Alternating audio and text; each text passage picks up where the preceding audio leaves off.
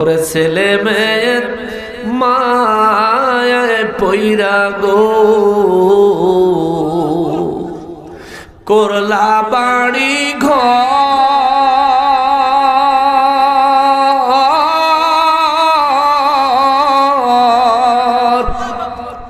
কোন দিন জানি আজরাইল ইশারে সবই করে পরে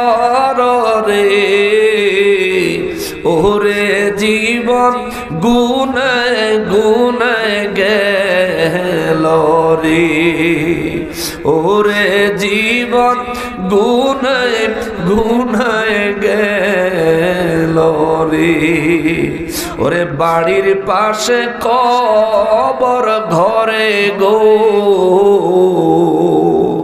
থাকবা জীবন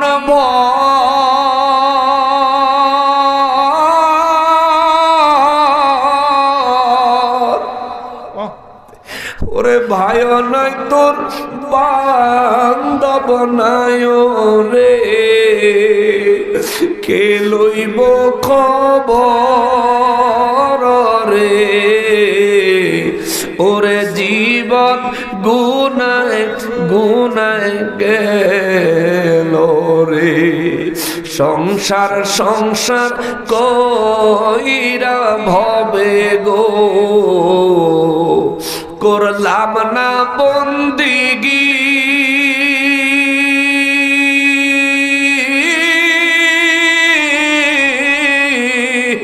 ওরে কিভাবে কাটা আইবি মনরে কবরের জিন্দিগি রে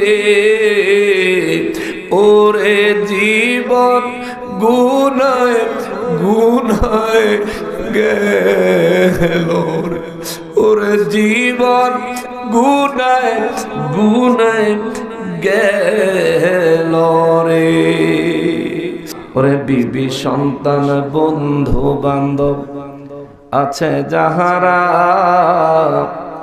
জনমের মতো বিদায় করে দিবে তাহারা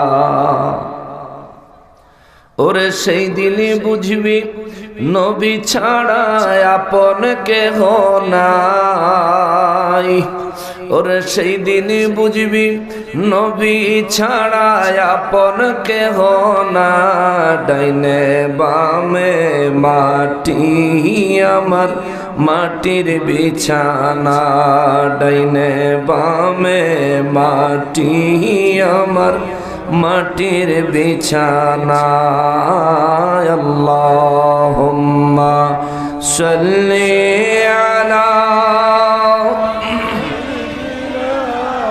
মাওলানা মুহাম্মদ ওয়া আলা আলিহি মাওলানা সাখারাতের বিছানাতে কি যে যন্ত্রণা সাত সাগরের পানি দিলেও তৃষ্ণা মিটে না ওরে কাউসারের মালিক নবী ওরে কাউসারের মালিক নবী মনে রাখিও ভালো যদি বাসতে হয় নবীকে বাসো আল্লাহুম্মা সাল্লি আলা মাওলানা মুহাম্মদ ওয়া আলা আলিহি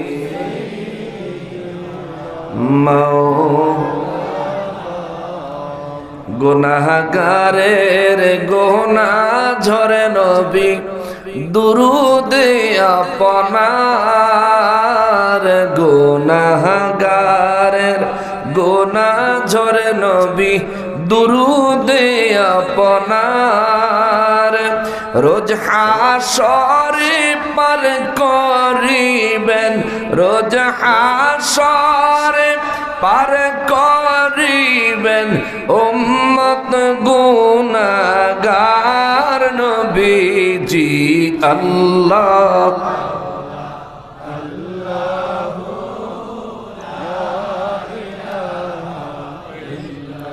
হো আল্লাহ আল্লাহ লা ইলাহা লা ইলাহা ইল্লাল্লাহ মুহাম্মাদুর রাসূলুল্লাহ সাল্লাল্লাহু আলাইহি ওয়াসাল্লাম। সকলে মহান রব্বুল আলামিনের দরবারে জবান খুলে উচ্চ আওয়াজে শুকরিয়া আদায় করি আলহামদুলিল্লাহ।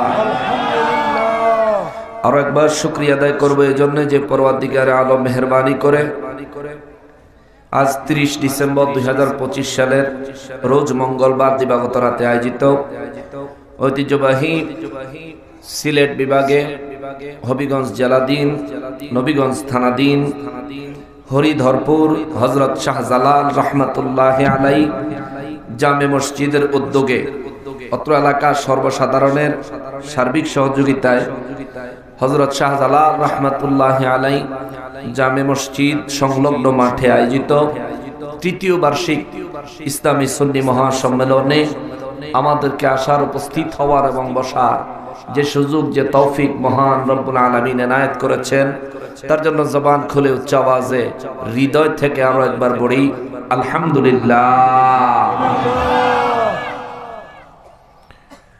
লক্ষ কোটি দুরুদ ও সালাম সরকারে কায়নাত সৈয়দুল মুরসালিন খাতিমুন নবীন রহমাতুল লিল আলামিন নূরে মুজাসসাম নূরুন আলা নূর হায়াতুন নবী জিন্দা নবী নবীদের নবী উম্মতের কান্ডারি নবী শাফাআতের কান্ডারি নবী হাউজে কাউসারের মালিক নবী আমার নূর নবীজির নূরানি কদম মোবারকে মহান রব্বুল আলামিন যেন কবুল করেন। জবান খুলে পড়েন আমিন।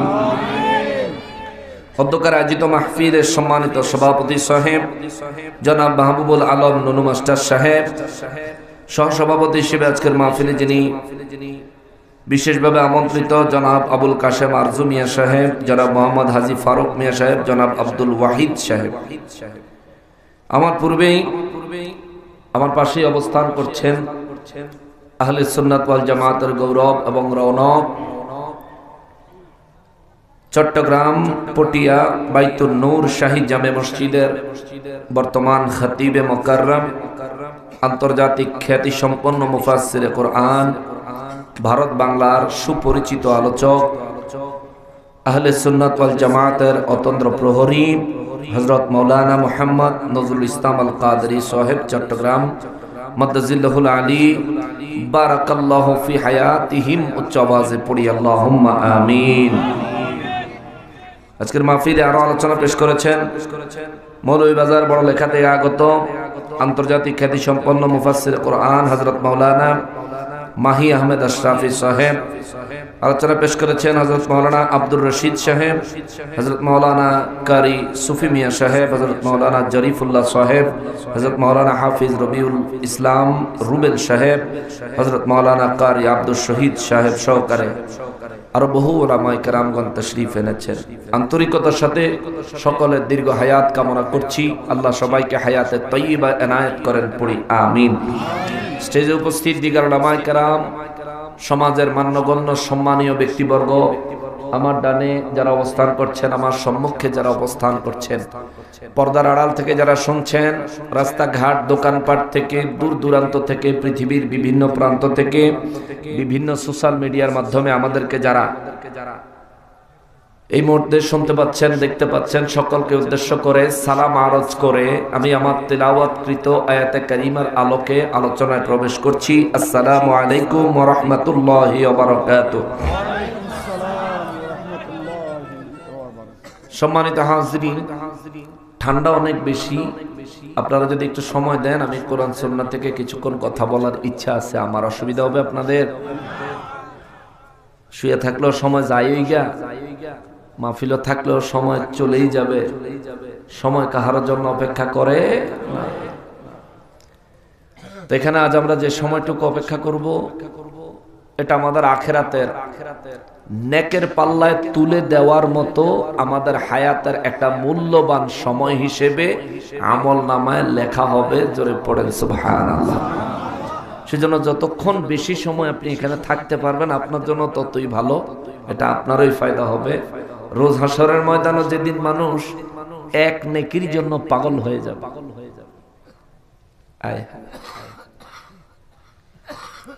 হাদিসে মুবারকের মধ্যে আসছে, আমানুর নবী রাহমাতুল লিল আলামিন বলেন, আমার একজন উম্মত হাসরের ময়দানে তার নেক আর গুনাহ ওজন করা হলে তার নেক আর গুনাহ ওজনের সমান হয়ে যাবে। জাহান্নামের ফেরেশতারা তাকিয়ে থাকবে, তাকে টানবে না।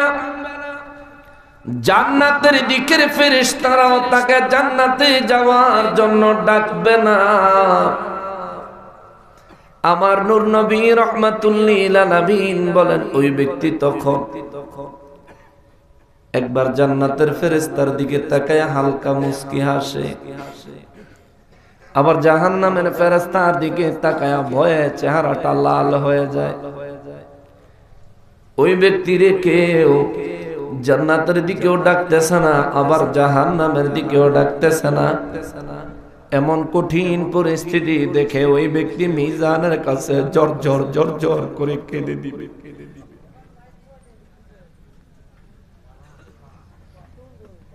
নবী রাহমাতুল লিল আলামিনের বর্ণিত এই পরিস্থিতির মধ্যে আপনিও পড়তে পারেন, আমিও পড়তে পারি।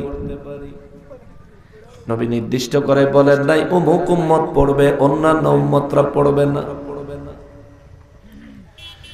দু জাহানের বাদশা রাহমাতুল লিল আলামিন বলেন, ওই ব্যক্তি মিজানের কাছে দাঁড়াইয়া জর্জর জর্জর করে কেঁদে ফেলবেন। ফেরেশতারাও অপেক্ষায় থাকবেন রব্বুল আলামিন কি ফয়সালা দেয় জানার জন্য। কেননা জান্নাতের ফেরেশতারে আমার আল্লাহ নির্দেশ দিয়েছেন, নেকের পাল্লা যার ভারী হবে জান্নাতের দিকে নিয়ে যাবে। জাহান্নামের ফেরেশতাদেরকে আমার আল্লাহ নির্দেশ দিয়েছেন, গুনাহের পাল্লা যার ভারী হবে জাহান্নামের দিকে নিয়ে যাবে। নবী বলেন, এই জায়গায় একটু ব্যতিক্রম ঘটনা ঘটবে। এই ব্যক্তির নেক আর গুনাহ সমান সমান হয়ে যাবে। জাহান্নামের ফেরেশতা বলতে পারে না এই বান্দাকে আমরা নিয়ে যাব। জান্নাতের ফেরেশতারাও বলতে পারে না এই বান্দাকে আমরা নিয়ে যাব। এই পরিস্থিতির মধ্যে ফেরেশতারা চুপ করে দাঁড়ায় থাকবে। মিজান নেকের পাল্লা গুনার পাল্লা সমানভাবে ওজনে থাকবে, কোনোটা বেশি না কোনোটা কম না। এই অবস্থায় এই ব্যক্তি মারাত্মক অসহায়ত্ব ফিল করবে। এমন পরিস্থিতিতে যদি আপনি পড়েন, একটা বার অন্তর দিয়ে চিন্তা করে দেখেন, যে ময়দানের বর্ণনা করতেছি ওই ময়দানে আপনি উপস্থিত থাকতে হবে, যেতেই হবে। পুলিশে ধরতে আসলে পালানো যায়, পুলিশে গ্রেফতার করতে আসলে পালানো যায়, কবর থেকে পালানোর কোনো রাস্তা নাই রে। হাসরের ময়দান থেকে পালানোর কোনো পথ নাই রে। মিজানে আমলনামা ওজনের ক্ষেত্রে ওজনে কারচুপি করার মতো কোনো ব্যবস্থা নাই রে।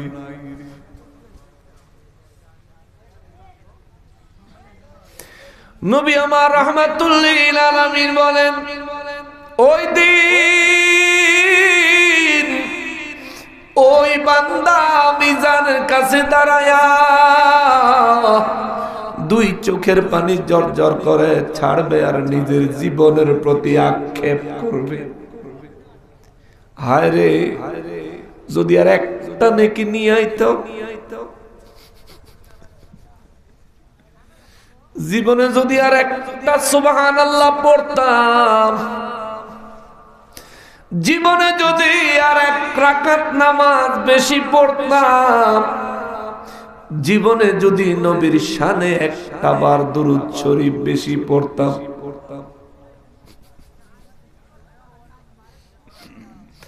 জীবনে যদি একটা টাকা আল্লাহর রাস্তায় দান করতাম, আর একটা টাকা যদি দান করতাম, তাইলে তো আজ আমার পাল্লা, আজ আমার নেকের পাল্লা ভারী হইয়া যাইতো, আমার ঠিকানা জান্নাত হইয়া যাইতো।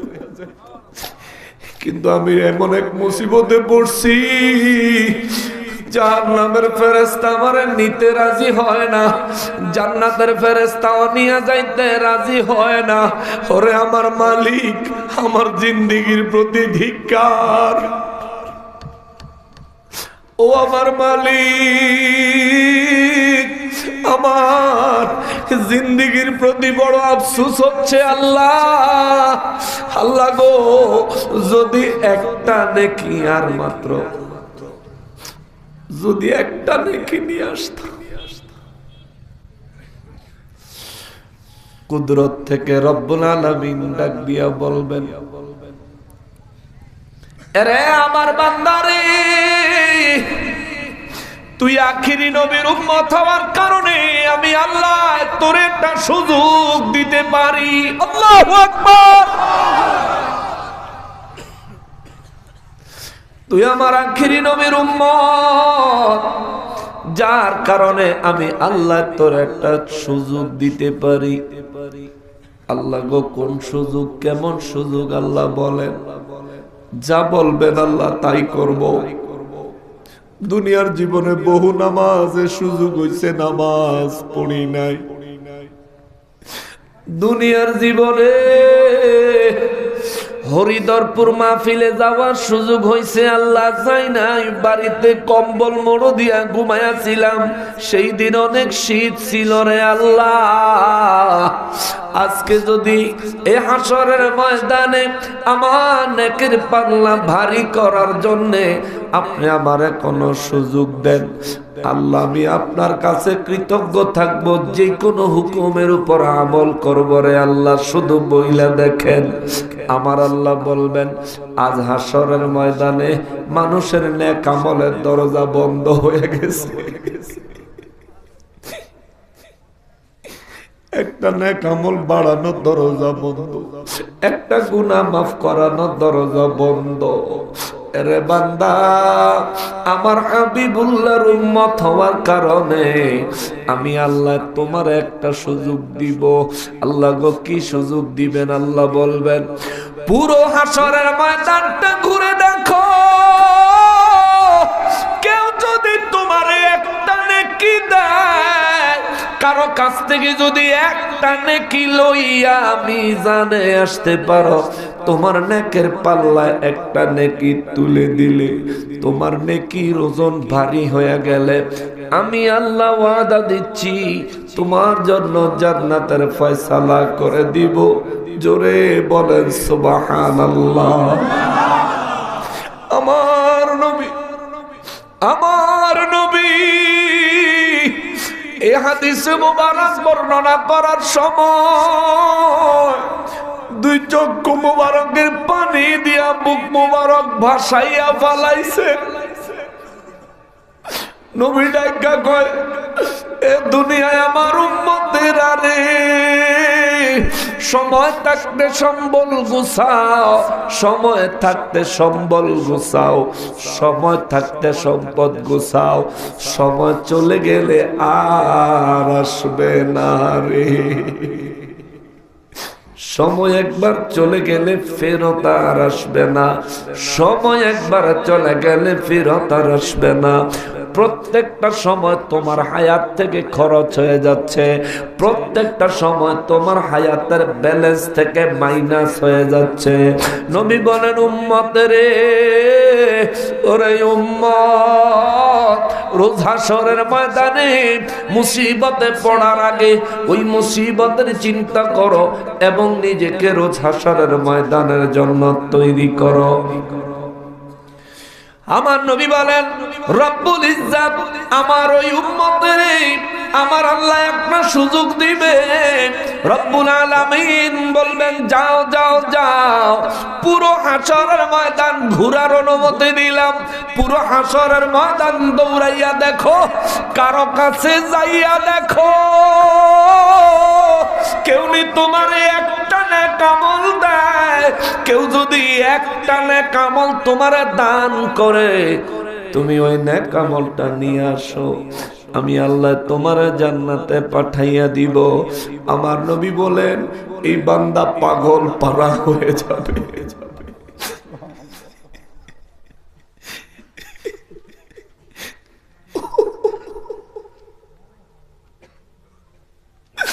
নবী বলেন জমিনটা মাটি থাকতো না, তামা হইয়া যাইব। মাথার অর্ধ হাত উপরে সূর্যের তাপে তামার জমিন উত্তপ্ত গরম হইয়া যাইব। নবী বলেন একটা নেকি পাওয়ার জন্য মাথার অর্ধ হাত উপরে সূর্যের তাপের কথা তার মনে থাকতো না। কদম দিচ্ছে, কদম দিয়া দিয়া দৌড়ায়া যাচ্ছে, পায়ের নিচে গরম তামার জমিন, তার শরীরে গরম অনুভব হবে না। সে শুধু দৌড় দিবে দৌড়, সে শুধু দৌড় দিবে দৌড়। বন্ধুর সাথে দেখা হবে, বন্ধু আমারে চিনছনি? বলবে কে তোমার বন্ধু, তুমি কে? আরে আমারে বুঝি চিনো না? একসঙ্গে দুনিয়ায় কত ঘোরাফেরা করছি, কত ভালো মন্দ কাজ একসঙ্গে করছি, বন্ধু আমারে বুঝি চিনো না? বলে কি দরকার আগে সেইটা বলো। দরকার হইল বন্ধু রে একটা নেক আমল দরকার রে বন্ধু, একটা নেক আমল দরকার, একটা নেক আমল আমারে দে রে বন্ধু, আমি তোর কাছে চিরকৃতজ্ঞ থাকব। বন্ধু ডাইক্কা কইব তোমার মতো বন্ধুর আজকে আমার দরকার নাই, তোমার মতো বন্ধুর কৃতজ্ঞতার আমার কোনো প্রয়োজন নাই। আমি আমার নেক আমল থেকে তোমার একটা নেকি দিতাম। আমার নেকার গুনাহ যখন ওজন হবে আমি জানি না আমার নেকের পরিমাণ কি পরিমাণে কমতি পড়বে, কেমন কমতি দেখা যাবে। আমার নেকের ওজন গুনাহের চাইতে অবশ্যই হালকা হবে। সুতরাং বন্ধুত্ব বুঝি না, বন্ধুত্বের কথা মনেও করতে চাই না। যাও যাও যাও, অন্য কারো কাছে যাও। আজ দুনিয়ার বন্ধুত্ব নয় শুধু, পুরো দুনিয়ার বিনিময়েও আমি আমার একটা নেকি তোমারে দিতে পারবো না। চিৎকার দিয়া বলেন আল্লাহু আকবার। ওই নেকি তালাশকারী যদি আপনি হন, ওই নেকি তালাশকারী তলবকারী যদি আমি হই,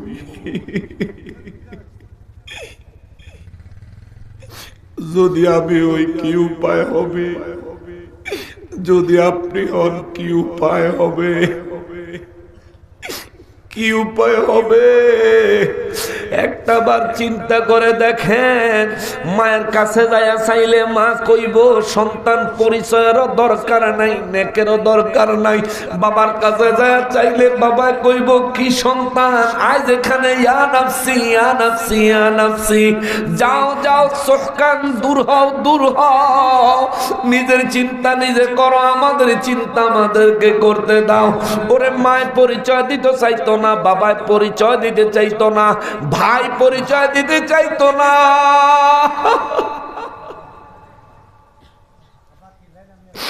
বোন আত্মীয় স্বজন কেউ পরিচয় দিতে চাইতো না।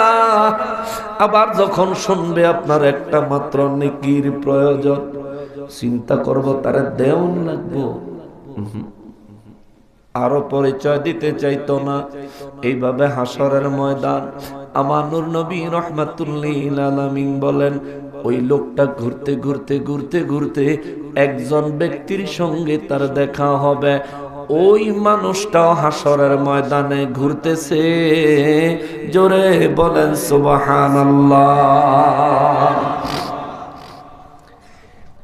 একটা নেকির কত দাম এটা বোঝানোর জন্য হাদিসে মুবারকটা তুললাম।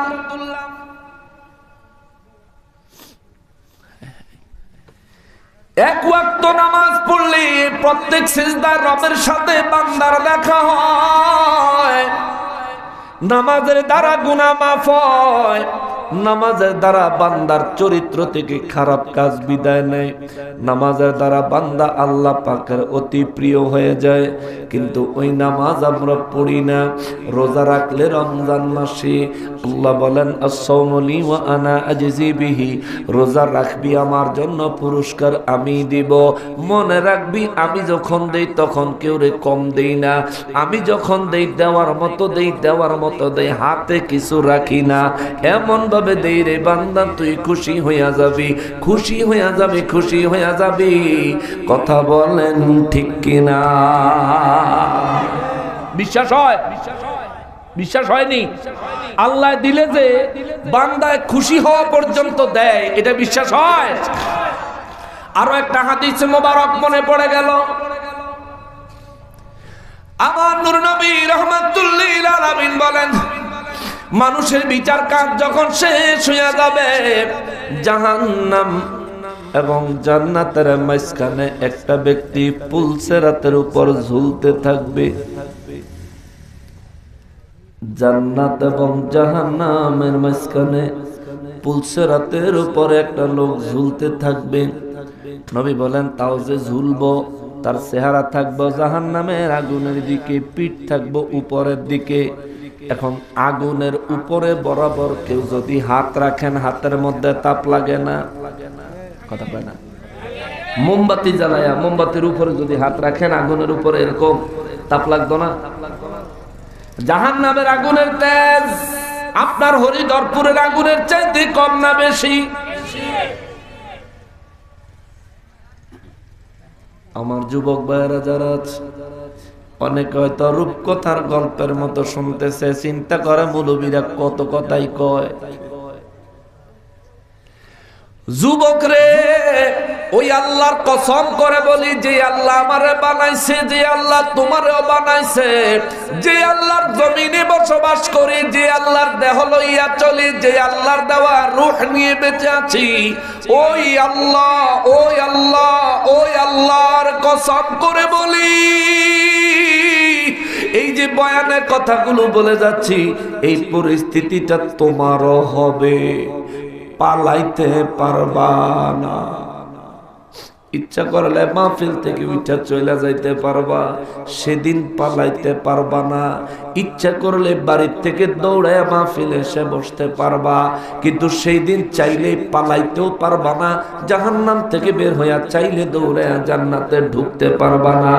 আর জান্নাতের বাগান আমার রব্বুল ইজ্জত তোমারে আমার নসিবে রাখছে, আমার তোমার নসিবে রাখছে জিন্দা অবস্থায় জান্নাতের বাগানের মেহমান হওয়া। কিন্তু সেই দিন, যেই দিন মানুষকে জান্নাতীদেরকে জান্নাতে পাঠানো হবে, জাহান্নামীদেরকে জাহান্নামে নিক্ষেপ করা হবে, ওই দিন জাহান্নামীরা চাইলে দৌড়ায়া জান্নাতে যাইতে পারতো না। আজকে যদি কোনো জাহান্নামী চায় দৌড়ায়া জান্নাতের বাগানে আসতে পারবে। আজকে যদি কোনো জাহান্নামী নিজেকে জান্নাতি বানাইতে চায়, হেদায়েতের পথেও গ্রহণ করতে চায়, তাহলে এই জান্নাতের বাগানের দরজা তার জন্য খোলা।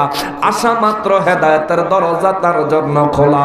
সে যদি হিদায়াত কবুল করে, আল্লাহর ইবাদতে জীবন যাপন করে, আল্লাহর কসম ওই ব্যক্তির জাহান্নাম থেকে মুক্তি পাওয়ার সম্ভাবনা আছে, এবং আল্লাহ ইচ্ছা করলে তারা মাফ করে জান্নাত দিয়ে দিবেন। কিন্তু বাবারে, রোজ হাশরের ময়দানে যেখানে কিশোর, শিশু, কিশোর, যুবক, মধ্যম বয়স্ক, বৃদ্ধ, যে কোনো বয়সের মানুষ যেখানে উপস্থিত থাকবে, যেই জায়গা থেকে কেউ পালাইতে পারে না, ওই জায়গায় যদি একবার তোমার জন্য জাহান্নামের ঘোষণা হয়ে যায়, এ মুসলমান, তোর জিন্দেগি বৃথা, তোর জিন্দেগি বৃথা, এরে তোর জন্মই বৃথা, তোর জন্মই বৃথা, তোর জিন্দেগি অবৃথা। এই জিন্দেগি করলি, এত কষ্ট করলি, এই দুনিয়ায় বসবাস করলি, বিবি সন্তান পরিবার পরিজন আত্মীয় স্বজন বানাইলি, কত বাড়ি গাড়ি ধন সম্পদ বানাইলি, কিন্তু কোনো কিছুই সেদিন তোর কাজে আসলো না। তোর জীবনে তুই একজন পরিপূর্ণ ব্যর্থ মানুষ, তোর জীবনে তুই পরিপূর্ণ একজন ব্যর্থ জন্মগ্রহণ করা মানুষ। তোর জন্মটা একটা ব্যর্থ জন্ম, তোর জীবনটা একটা ব্যর্থ জীবন, তোর মৌতটা একটা ব্যর্থ মৌত। এই দুনিয়ায় আসার সময় আমার আল্লাহ তোরে তোর মায়ের ছোট্ট একটু জায়গা দিয়া পূর্ণাঙ্গ একটা মানুষ বানাইয়া তোরে দুনিয়ায় বাহির করে আনছে। আমার আল্লাহ একটা চুলেও ব্যথা লাগতে দেয় না। কত মায়া কইরা বানাইছে রে, কোন জায়গায় নিয়া বানাইছে।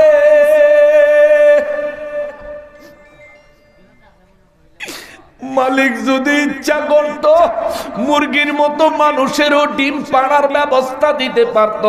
বাচ্চা হইব তো ডিমের ভিতরে হইব, আর মুরগি থাকে এক জায়গায়, ডিম থাকে আর এক জায়গায়। মুরগি তাও দিলে ডিম থেকে বাচ্চা হয়।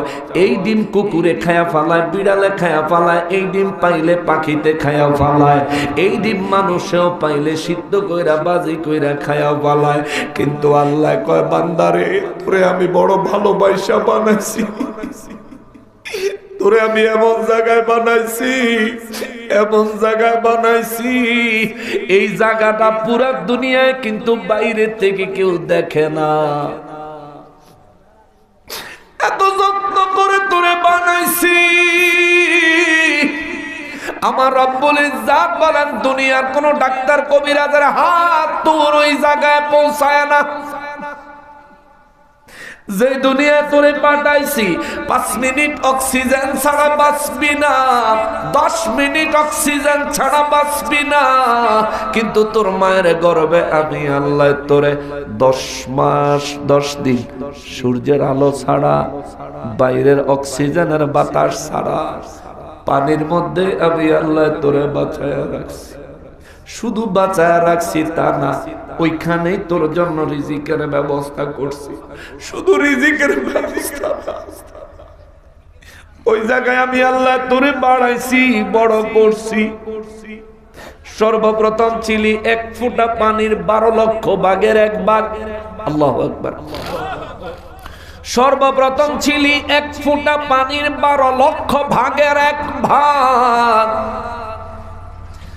এইটারে আমি আল্লাহ একটা রক্তপিণ্ড বানাইছি, রক্তরে আমি আল্লাহ একটা গোশতের টুকরা বানাইছি, গোশতের টুকরাটার ভিতরে আমি আল্লাহ হাড্ডি দিছি, দিয়া তোর হাত পাও চেহারা শেপ অবয়ব আমি আল্লাহ দান করছি। সেই সময়ও তোর সাইজ অত্যন্ত ছোট।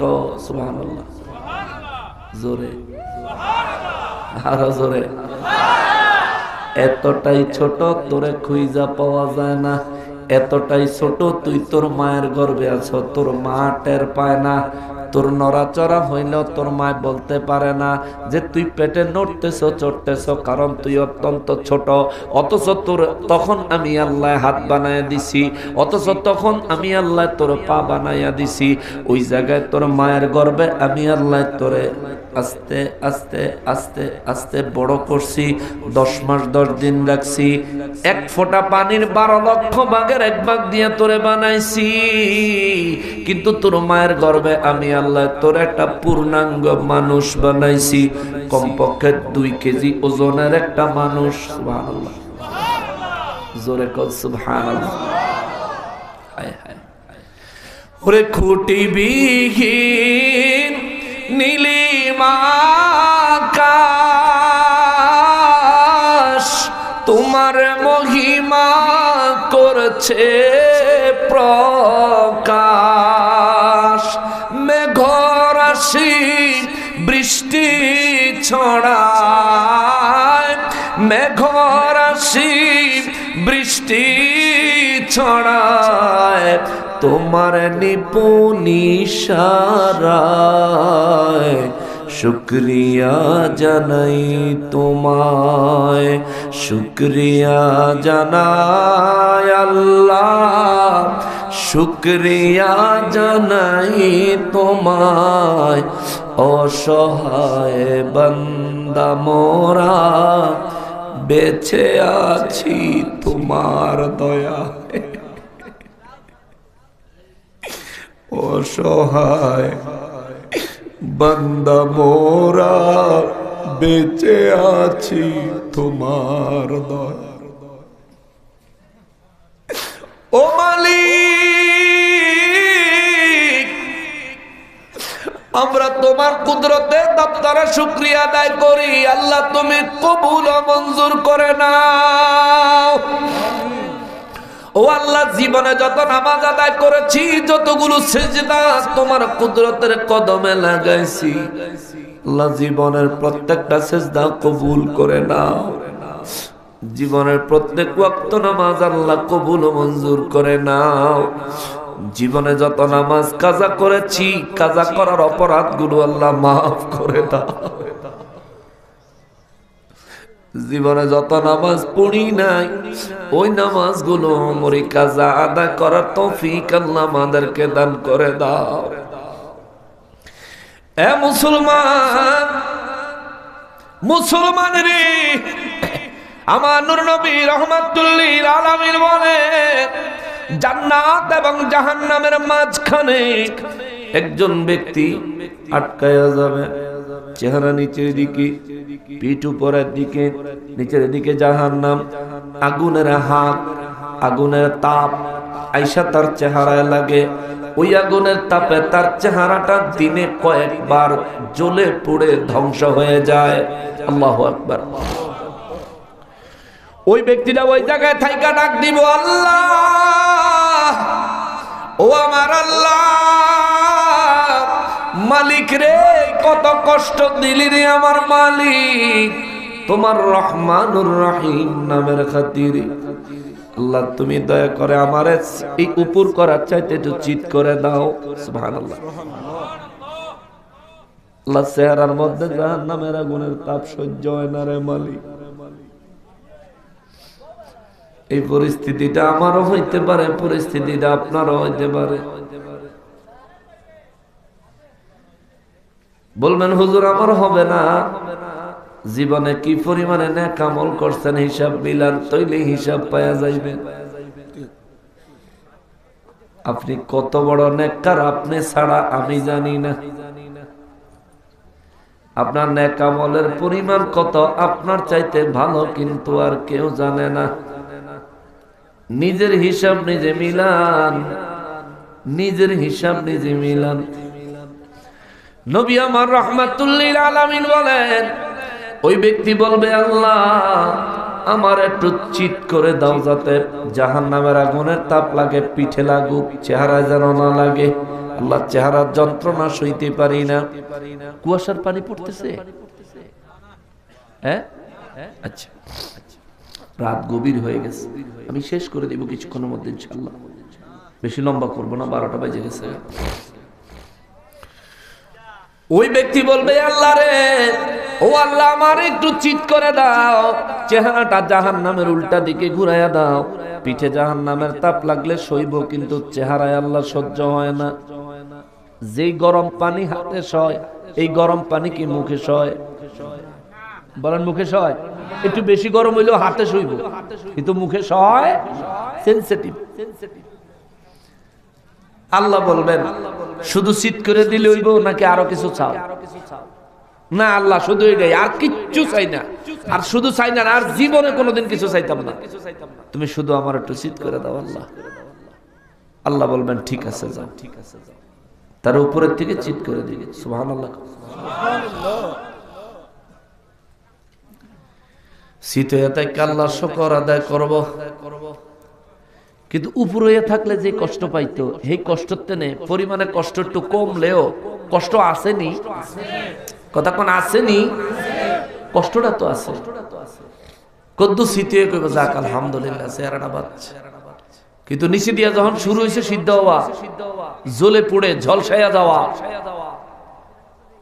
এইভাবে সে চিন্তা করব, অহন মাত্র কই সিসিত করে দিত, কিছু কইতাম না। নবী বলেন অনেক বছর চলে যাবে। সুবহানাল্লাহ করুন। অনেক বছর পরে এই ব্যক্তি ডাক দিবে, মালিক ও আমার আল্লাহ। রব্বুল ইজ্জত কুদরত থেকে ডাক দিয়া কইব, কিরে বান্দা কি হইছে? আল্লাহ আল্লাহ গো, বহু বছর তো শীত হইয়া থাকলাম, ফিডো আর কিচ্ছু নাই, সব শেষ। হাড্ডি গুলি শুদ্ধা মসমস হইয়া ডেলি কয়েকবার ধ্বংস হয়, আবার কয়েকবার তৈরি হয়। আল্লাহ তুমি দয়া করে আমার একটু এই জায়গাটা উড়াইয়া পুলসেরাতের ওই গোড়াটাতে একটু বসাইয়া দাও না। সুবহানাল্লাহ। জান্নাত চাই না রে মালিক, আমি যে পাপী, আমার কত পাপের জন্য জান্নাত নাই। আমি জান্নাত চাওয়ার মতো জান্নাত যে চাইবো আমি লজ্জার কারণে সেটাও পারতেছি না রে। 50 বছর 60 বছর 100 বছরের জিন্দেগি তুমি দিয়েছিলা যাতে এই জান্নাত কামাই করতে পারি, কিন্তু আমি দুনিয়া নিয়ে ব্যস্ত হয়ে গেছিলাম। ও আল্লাহ আমার একটু পুলসিরাতের গোড়াটার মধ্যে বসায়া দাও। আল্লাহ জান্নাত তোমার কাছে চাইবো না রে মালিক। আমার নবী বলেন ওই ব্যক্তিরে আমার রব্বুল ইজ্জত বলবেন, যদি পুলসিরাতের গোড়ায় বসায়া দিই এরপরে আর কিছু চাইবিনি? আল্লাহ না, এরপরে আর কোনোদিন কিছু চাবো না। বলবো কিছুক্ষণ আগে কইছো কিছু চাইতা না, শীত করে দিতে কইছো দিছি, আবার কিন্তু চাইছো। আল্লাহ চাইছি কিন্তু আর চাইতাম না। আল্লাহ জাহান্নামের তাপ চেহারা লাগে দেখে কইছি শীত করে দাও, শীত হইয়া দেখি পিঠে লাগে, যন্ত্রণার কমতি নাই। আল্লাহ জাহান্নামের আগুনের আযাব থেকে যদি বাঁচতে পারি তাইলে আমার চলবো, জান্নাতের নেয়ামত লাগতো না। আমার একটু পুলসিরাতের গোড়ায় বসায় দাও। আল্লাহ বলবেন দেখো আর কিছু চাওনি, বুইজা ভাইবা বলো। ওই বান্দায় কইব না গো আল্লাহ আর কিছু চাই না গো আল্লাহ, আর কিছু চাই না। আল্লাহ বলবেন ঠিক আছে যাও ফেরেশতারা রে আমার এই বান্দারে ধরে পুলসিরাতের গোড়ায় নিয়া বসাইয়া দাও। চিৎকার দিয়া বলেন সুবহানাল্লাহ। ওই রহমানুর রহিম আল্লাহ এই ব্যক্তি পুলসিরাতের গোড়ায় বসে বসে জান্নাতের দিকে তাকাইলে জান্নাতের বারিন্দা দেখা যায়। সুবহানাল্লাহ, জোরে কোনা সুবহানাল্লাহ। ফেরেশতারা বাইরে ডিউটি করে, রিদওয়ান ফেরেশতা মেইন গেটে দাঁড়ায় রইছে, অন্যান্য ফেরেশতারা ডিউটি করে। দেখবেন কারো ঘরের ভিতরে যদি খাওন দাওনের আয়োজন চলে, ঘরের বাইরে দূরে থেকে যদি কেউ দাঁড়ায় থাকে আর ঘরের দরজাটা যদি খোলা থাকে, এই দিক থেকে তরকারি আইনা টেবিলে দিতেছে দেখা যায়, ঠিক না? দরজাটা দিয়া দেখা যায় তরকারির বাটি নিয়ে আসছে, দরজা দিয়া দেখা যায় পানি নিয়ে আসছে, দরজা দিয়া দেখা যায় পোলাও নিয়ে আসছে, দরজা দিয়ে দেখা যায় খাবার দাবার সালাত লই আইছে, বুরহানি লই আইছে, বিভিন্ন খাবার দাবার। দূর থেকে যখন একজন দেখে তার দিলের মধ্যে খাওয়ার ইচ্ছা জাগেনি? বলেন জাগেনি? অবশ্যই জাগে, প্রত্যেকের জাগে। ওই জান্নাতের বারান্দা পুলসিরাতের পোলের গোড়া থেকে দেখা যাবে। নবী বলেন ওই ব্যক্তি দেখবে জান্নাতের ভিতরে নাজ নিয়ামতের ছড়াছড়ি, নাজ নিয়ামত গ্রহণ করতেছে, হুরেরা খেদমত করতেছে। আল্লাহু আকবার। যারা আছে তারা চিরসুখী, যারা আছে তারা চিরসুখী। এই অবস্থা দেখে ওই ব্যক্তি আবার সেজদা লাগায়া দিবে ওই জায়গায়। সুবহানাল্লাহ। দুনিয়াত কিন্তু সেজদা দেয় নাই ঠিক মতো, পুলসিরাতের গোড়ায় সেজদা লাগায়া দিয়া কইব আল্লাহ রে আল্লাহ, ওরে আমার আল্লাহ, ও আমার মালিক, আমার যদি দয়া কইরা তোমার গফুরুর রহিম নামের খাতিরে, সুবহানাল্লাহ, তোমার গফুরুর রহিম নামের দোহাই দিলাম রে আল্লাহ, তোমার গফুরুর রহিম নামের খাতিরে আমার একটু ওই জান্নাতের বারিন্দার গেটের সামনে বসার সুযোগ দাও। সুবহানাল্লাহ। আল্লাহ, ভিতরে ঢোকার মতন হিম্মত আমার নাই, ভিতরে ঢোকার মতন যোগ্যতা আমার নাই, জান্নাত চাওয়ার মতন যোগ্যতা আমার নাই রে আল্লাহ। তুমি মেহেরবানি করো, জান্নাতের গেটে দরজার মধ্যে আমার বসার ব্যবস্থা করে দাও। আল্লাহ বলবেন, কিছুক্ষণ আগে তুমি বলছো ফুলসেরাতের পোলের গোড়ায় বসায় দিনে আর কিছু চাইবা না। আল্লাহ, বলছিলাম তো, তাইলে এখন আবার চাও কেন? আল্লাহ, তোমার গফুরুর রহিম নামের ওসিলা দিলাম ভাই আল্লাহ। ও আল্লাহ, আমি নাদান, আল্লাহ রে, আমি গুনাহগার। আমি জানি আমার গুনার দিকে তাকাইলে তোমার রহমতের আশা করা যায় না। তবু একটা কথা জানি, উলামায়ে কেরামের জবানে শুনেছি, গুনাহগারের গুনাহ যত বড়, তুমি আল্লাহ তার চাইতে কোটি কোটি গুণে বড় ক্ষমা করে নেওয়ালা। চিৎকার দিয়া বলেন সুবহানাল্লাহ। হায় হায়, রব্বুল ইজ্জাত তার কথায় খুশি হয়ে যাবেন। আল্লাহ বলবেন, শুধু জান্নাতের গেটে যাইতে চাও না, আরো কোন দিকে যাইবা? আর কিছু চাইবা না? আল্লাহ, কিচ্ছু চাইতাম না, আর কিচ্ছু চাইতাম না। জান্নাতের খাউন টাউন চাইবি নি, আবার বেলা বাইরে এনে কদ্দুর দিত না? আল্লাহ, না, কিচ্ছু চাইতাম না, শুধু কাছে কদ্দুর নিয়ে যায়। আল্লাহ বলবেন, বুঝালো, চাইলে আগে কই আলো না। আল্লাহ, না, আমি খালি গেটের কাছে যাইতে লাইছি। রব্বুল ইজ্জাত নির্দেশ দিবেন, ফেরেশতারা রে, আমার এই বান্দাটারে জান্নাতের গেটের কাছে বসার ব্যবস্থা করে দাও। সুবহানাল্লাহ। জান্নাতের গেটের কাছে বইছে, পুলসেরাতের গোড়ার টানে খাউন দেখা তার লোভ লাগছে, জান্নাতের গেটের সামনে বইছে। এখন তো সব গ্রান আসে, এইদিকে সে না খাওয়া, জাহান্নামের আগুনের তাপে জ্বলন্যা, খাউন দাওনের কোনো ব্যবস্থা নাই জান্নাতের বাইরে। হায় হায় কি মুসিবত, হায় হায় কি মুসিবত। এই ব্যক্তি ওই জায়গায় বইয়া এখন আরো মুসিবত, মাথা নষ্ট। জান্নাতের ভিতরে খাউন দাওন ঘুমায়া চলতে আছে, সবাই আনন্দ উল্লাস হাসি খুশি করে জান্নাতের বাইরে থেকে পাওয়া যাইতেছে। এই ব্যক্তি দেখবো অনেক বছর ওই জায়গায় বৈশা বৈশা দেখবো, এরপরে আবার একটা সেজদা লাগায় কইব আল্লাহ। কিছু বলার আগে আল্লাহ বলবেন কি? আল্লাহ অনুমতি দিলে একটা কথা বলতাম। কি? আল্লাহ একটু জান্নাতের বারান্দা, সুবহানাল্লাহ, বারান্দা, জি আল্লাহ জান্নাতের বারান্দা। এই তুই জান্নাতে যাওয়ার লিগে কি করেছ? জান্নাতে যে যাইতে চাস? আল্লাহ গো, পুরা জান্নাত আমি চাই না রে আল্লাহ, জান্নাতের বারান্দায় আমার শুধু একটু বসার জায়গা দাও। আমি একটা জায়গায় বসে থাকবো, জীবনে কোনোদিন নড়বো না। আমার একটু বসার জায়গা দাও না রে আল্লাহ, দাও না রে আল্লাহ, দাও না। রব্বুল ইজ্জাত বলবেন, জান্নাতে বসার জায়গা পাইতে হইলে আমার হাবিবুল্লাহর রাজামন্দি লাগবো রে।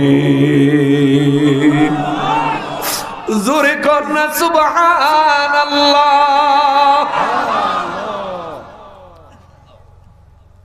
রোজ হাশরের ময়দানে আরো একটা কথা মনে পড়ে গেল। রোজ হাশরের ময়দানে আদম আলাইহিস সালাম সহ 2,23,999 জন নবী এবং রাসূলেরা আল্লাহর দরবারে দৌড়াইয়া যাবেন, যায় ডাক দিবে, আল্লাহ গো, ও আমার আল্লাহ। আল্লাহ বলবেন, সব নবী রাসূলরা, শুধু আমার আখিরি নবী ছাড়া। কি ব্যাপার? ইয়া রাব্বাল আলামিন, আমরা আপনার দেওয়া নবুয়তের দায়িত্ব দুনিয়ায় পালন করেছি, জীবনে কোনোদিন আপনার হুকুমের নাফরমানি করি নাই। আল্লাহ আজকে হাসরের ময়দানে সূর্যের যেই তাপ লাগাইছো, পায়ের নিচে তামার যেই জমিন লাগাইছো, ওই সূর্যের তাপে তামার জমিনে অবস্থান করতে আমাদের বড় কষ্ট হচ্ছে রে আল্লাহ। রব্বুল ইজ্জত বলবেন আপনারা কি চান? আল্লাহ আমাদেরকে জান্নাতে ঢোকার জন্য পারমিশন দেন। রব্বুল ইজ্জত বলবেন ঠিক আছে চলে যান। ও আল্লাহ জান্নাতে ঢুকতে দিবনি রিদওয়ান ফেরেশতায়। আমার রব্বুল ইজ্জত বলেন না, ঢুকতে দিত না। আল্লাহ তাহলে ঢুকতে গেলে কি করতে হবে? আল্লাহ বলবেন একটা পারমিশন লেটার লাগবে। সুবহানাল্লাহ, একটা অনুমতি পত্র লাগবে। আদম নবী কইব আল্লাহ গো, ও আল্লাহ আমি আদম জাতির পিতা হইয়া তোমার দরবারে ফরিয়াদ জানাই রে মালিক, আমাদেরকে জান্নাতে যাওয়ার মতো একটা পারমিশন লেটার দিয়ে দাও। আমার আল্লাহ কুদরতের দপ্তর থেকে একটা পারমিশন লেটার বানাবেন। পারমিশন লেটার বানাইয়া আমার আল্লাহ ডান দিকে আমার আল্লাহ স্বাক্ষর, পারমিশন লেটার লাগাইয়া আমার আল্লাহ স্বাক্ষর করে দিবেন।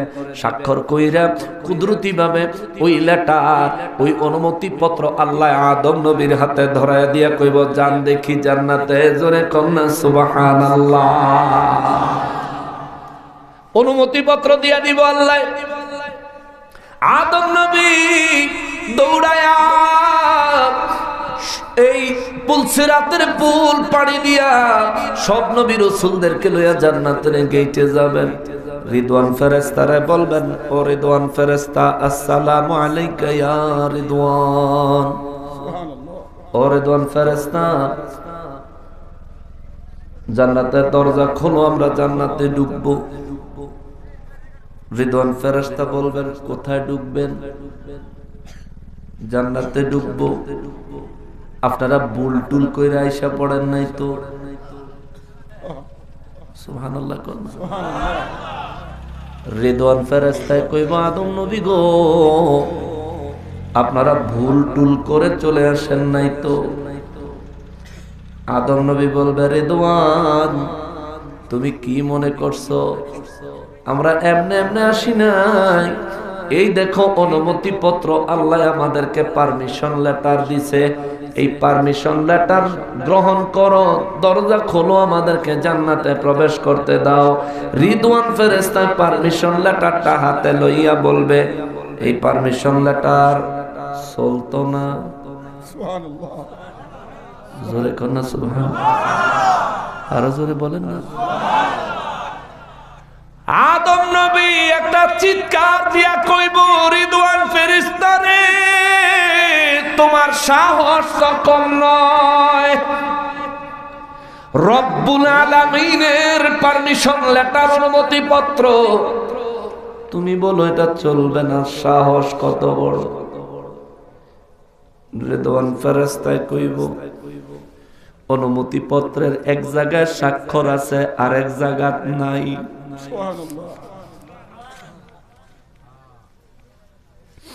ও আদম নবী, আদম নবী গো অনুমতি পত্রের এক জায়গায় স্বাক্ষর আছে গো আর এক জায়গায় স্বাক্ষর নাই। এই জায়গায় আর একটা স্বাক্ষর নিয়ে আসেন, আমি জান্নাতের দরজা খুলে দিব। আদম নবী বলবে আল্লাহ তো আমাদেরকে বললো না এই জায়গায় স্বাক্ষর লাগবে, যেখানে স্বাক্ষর লাগবে ওখানে তো আমার আল্লাহ স্বাক্ষর দিয়াই দিছে, ওই স্বাক্ষর দিয়াই তো আমাদেরকে পাঠাইছে, দরজা খোলো জান্নাতে যাব। রিদওয়ান ফেরেশতা সঙ্গে সঙ্গে নিজের দপ্তর থেকে আরেকটা কাগজ বাহির করবেন, বাহির করে বলবেন ও আদম নবী, আদম নবী গো, ও আদম নবী দেখেন এইটা হলো আমি রিদওয়ান ফেরেশতার নিয়োগ পত্র। সুবহানাল্লাহ, এটা আমার নিয়োগ পত্র। আমার এই নিয়োগ পত্রের মধ্যে আদম নবী গো এই নিয়োগ পত্রের মধ্যে আল্লাহ স্পষ্ট লিখে দিয়েছেন যতক্ষণ পর্যন্ত আমার হাবিবুল্লাহ তার উম্মত নিয়ে আগমন না করবে জান্নাতের গেট কাহারো জন্য খোলা যাবে না।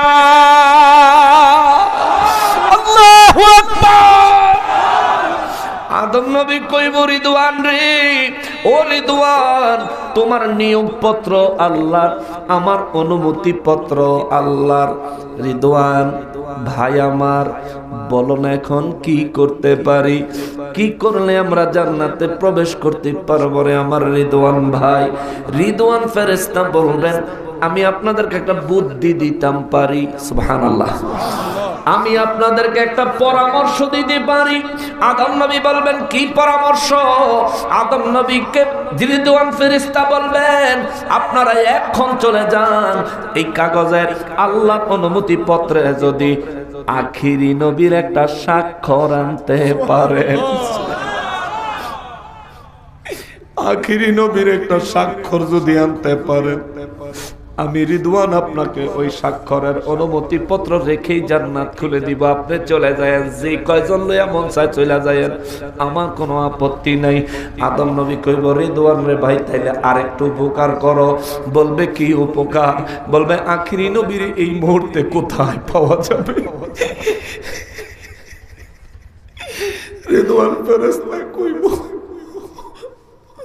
আমি তো হাসরের পরিস্থিতি জানি না, আমি তো জান্নাতের গেটেই দাঁড়ায় রইছি। আদম নবী গো, ও নবী,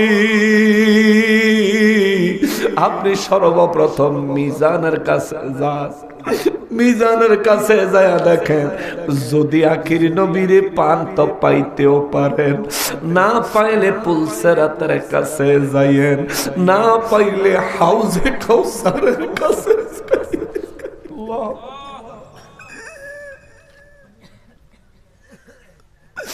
ও গো দয়াল নবীজি, তুমি প্রেম শিখায়া কোথায় লুকাইলা?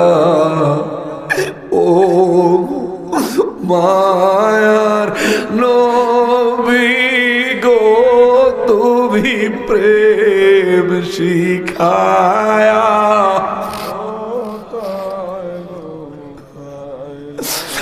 আমরা কেমনে যাব তোমার কাছে নবী, কেমনে যাব তোমার কাছে নবী?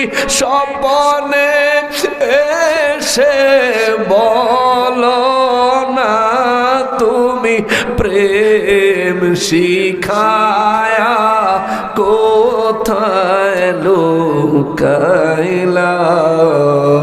ও গো দয়াল নবী গো, তুমি প্রেম শিখায়া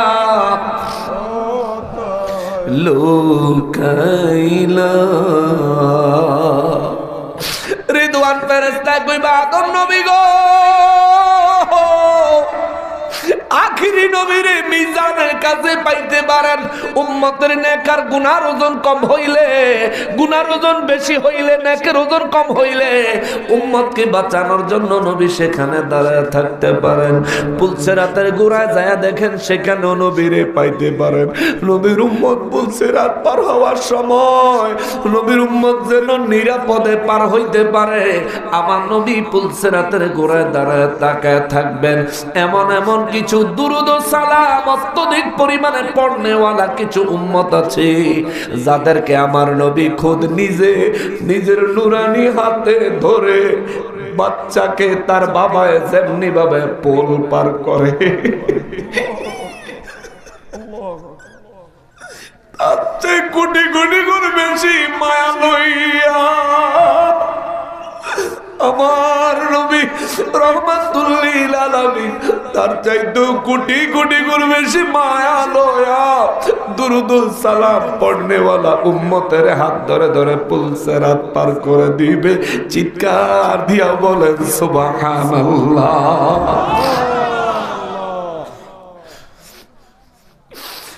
রিদওয়ান ফেরেশতা বলবে, আদম নবী গো, ও আদম নবী, ওই যদি পুলসিরাতের গোড়ায় নূর নবী আখেরি নবী হায়াতুন নবীকে না পান, তাইলে হাউজে কাউসারের কাছে যাইবেন। ওখানে যায় দেখবেন আখেরি নবী রাহমাতুল লিল আলামিন তার উম্মতের জন্য কাউসারের পেয়ালা, কাউসারের শরবতের পেয়ালা তিনি দান করতেছেন। জোরে বলেন সুবহানাল্লাহ। এই তিন জায়গায় খুঁজা নবীকে পাইবেনই পাইবেন, পাইবেন ওই পাইবেন। আদম নবী সমস্ত নবী রাসূলদেরকে লয়া সর্বপ্রথম মিজানের কাছে যাবেন। মিজানের পাল্লার কাছে যায় দেখবেন আদম আলাইহিস সালাম 1,02,23,999 জন নবী লইয়া যখন নাকি মিজানের সামনে গিয়া দাঁড়াবেন, যা দেখবেন ওই জায়গায় দুইটা ছেলে, দুইটা যুবক, তাদের হাতের মধ্যে রক্তে মাখানো কিছু কাপড় লইয়া দাঁড়ায় আছে।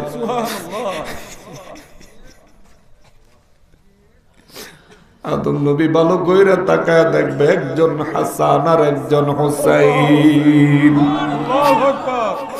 আদম নবী সঙ্গে সঙ্গে সালাম দিবেন, আসসালামু আলাইকা ইয়া সাইয়্যিদা শাবাবি আহলিল জান্নাহ। চিৎকার দিয়া বলেন সুবহানাল্লাহ। ও জান্নাতের যুবকদের সরদারের আগো, আপনারা কেন মিজানের কাছে দাঁড়ায় রয়েছে? মিজানে তো দাঁড়াইব তারা যাদের জান্নাত জাহান্নামের হিসাব আছে। আপনাদেরকে তো আল্লাহর রাসূল আগেই জান্নাতের যুবকদের সরদার বানায় দিছে। আপনারা কেন মিজানের কাছে দাঁড়ায় আছেন? হাতের মধ্যে এগুলো কি? আমার নবী বলেন, আমার হাসান এবং হুসাইন আদম নবীর কথা শুনবে, চোখের পানি ছাড়বে, আর আদম নবীর সালামের জবাবটুকু পর্যন্ত ইমাম হাসান হুসাইন রাদিয়াল্লাহু দিবে না, দাঁড়ায় থাকবে। হাসান হুসাইন রাদিয়াল্লাহু শুধু কানবে। নবী বলেন, আদম নবী জিজ্ঞাসা করবে, ও জান্নাতের যুবকদের সরদারেরা গো, আমার কথায় বুঝি অন্তরে ব্যথা পাইলেন, আপনারা কান্দেন কেন? বলবে, না না না, আপনার কথার জন্য কান্দি না। তাইলে কেন কান্দেন? বলবো, আমার নানার উম্মতের জন্য।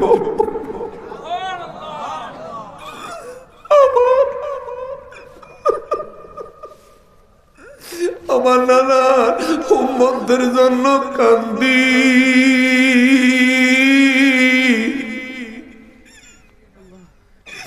আদম নবী কইব,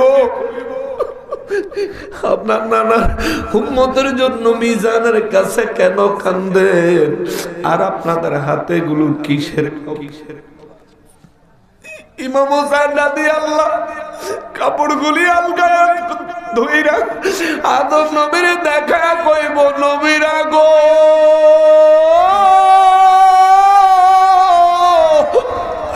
আমার নানার উম্মতের জন্য সব পরিবারে কুরবান হইছি।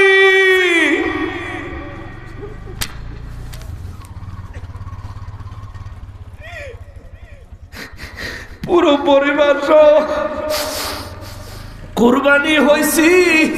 ওই কারবালার জমিনে শাহাদাত বরণ করার সময় যার গায়ে যত জামা ছিল সমস্ত কাপড়গুলো, রক্ত মাখা কাপড়গুলি লই মিজানের কাছে আমরা দাঁড়ায় রইছি।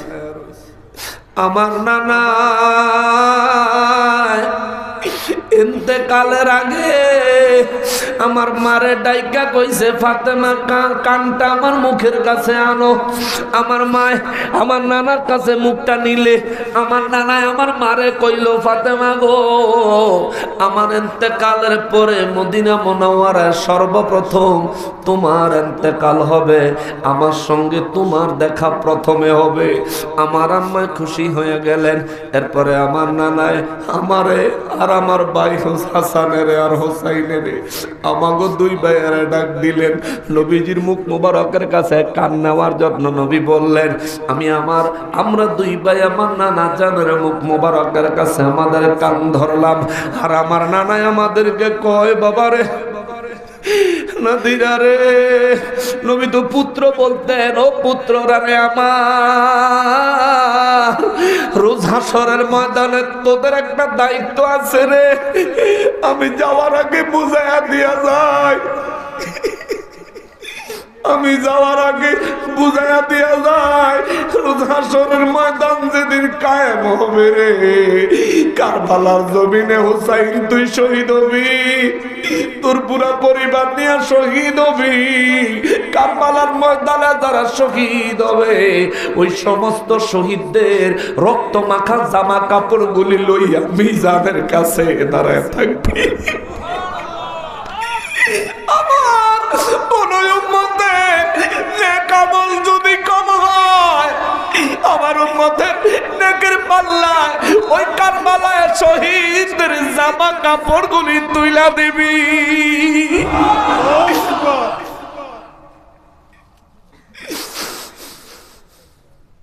নবী রহমাতুল্লিল আলামিন আরো বলেন, এর হাসান হুসাইন দুই ভাই, মনোযোগ দিয়ে আমার কথাটা শোন রে আমার পুত্ররা, মনোযোগ দিয়ে আমার কথা শোন। কি গো নানা জান, ও নানা জান বলেন, আমার নবী বলেন, যদি কারবালার শহীদদের কাপড়গুলো, রক্তে মাখা কাপড়গুলো আমার কোন উম্মতের নেকের পাল্লায় দেওয়ার পরেও যদি আমার উম্মতের গুনাহের পাল্লা ভারী হইয়া থাকে, আমি নানা হইয়া আমি তোদেরকে ওসিয়ত করি, তোরা দুই ভাই আমার উম্মতের নেকের পাল্লার উপরে উঠা বসবি।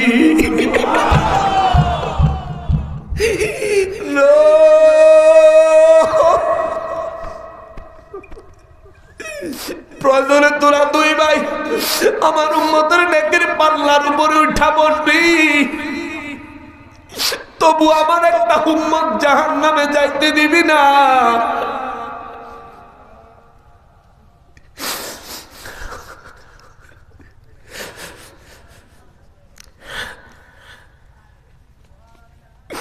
ওরে দয়ালো, ওরে দয়ালো নবী, প্রেমের ছবি আর আসবে না জগতে, আমার দয়ালো নবী প্রেমের, বলেন না, আর আসবে না জগতে, আমার দয়াল নবী প্রেমের, আর আসবে না নবী উম্মতের কান্ডারি, ওরে সত্যের দিশারি, শাফাত করিবেন নবী হাসরে।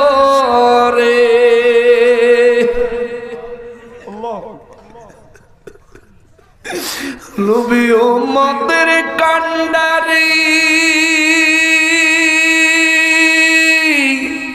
ওরে সত্যের দিশারি, শাফাত করিবেন নবী হাসরে। নবী হাসর দিনে উম্মত বিনে, নবী হাসর দিনে উম্মত বিনে, যাবেন না নবীজি বেহেশতে,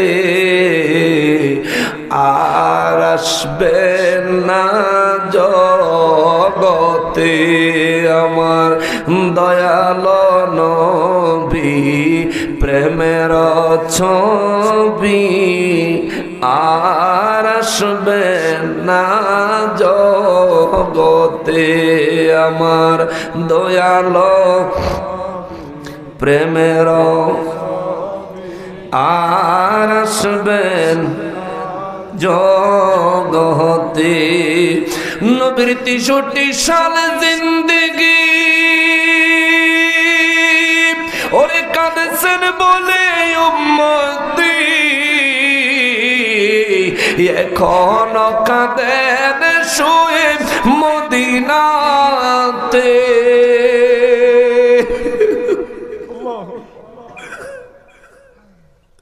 নবীর 63 সাল জিন্দেগি ওরে কাঁদছেন বলে উম্মতি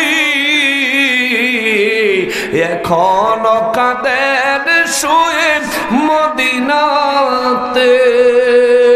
নবী মদিনায় শুইয়া উম্মতের লাগিয়া,